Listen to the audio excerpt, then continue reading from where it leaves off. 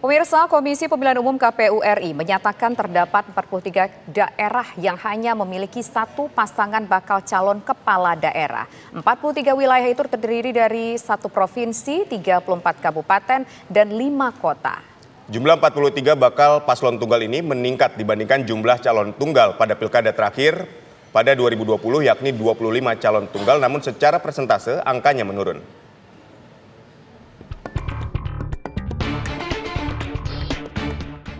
Putusan Mahkamah Konstitusi mengenai ambang batas suara calon kepala daerah membuat perubahan peta politik di sejumlah daerah.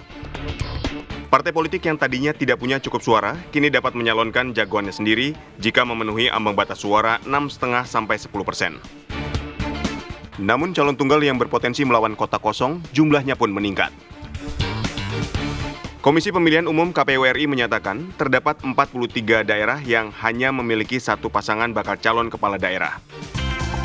43 wilayah itu terdiri dari 1 provinsi, 37 kabupaten, dan 5 kota. Jumlah 43 bakal paslon tunggal ini meningkat dibandingkan jumlah calon tunggal pada pilkada terakhir 2020, yakni 25 calon tunggal. Namun secara persentase angkanya menurun. Sesuai pasal 135 Peraturan KPU PKPU nomor 10 tahun 2024, KPU provinsi, kabupaten, kota yang menerima pendaftaran calon tunggal dapat memperpanjang masa pendaftaran. KPU juga mempersilakan partai politik yang telah mengusung pasangan calon jika ingin mengubah dukungannya. Mengenai calon tunggal yang hari ini sedang diproses administrasinya, memang kami dalam pengaturan teknis berupaya untuk mendorong agar tidak terjadinya calon tunggal ya.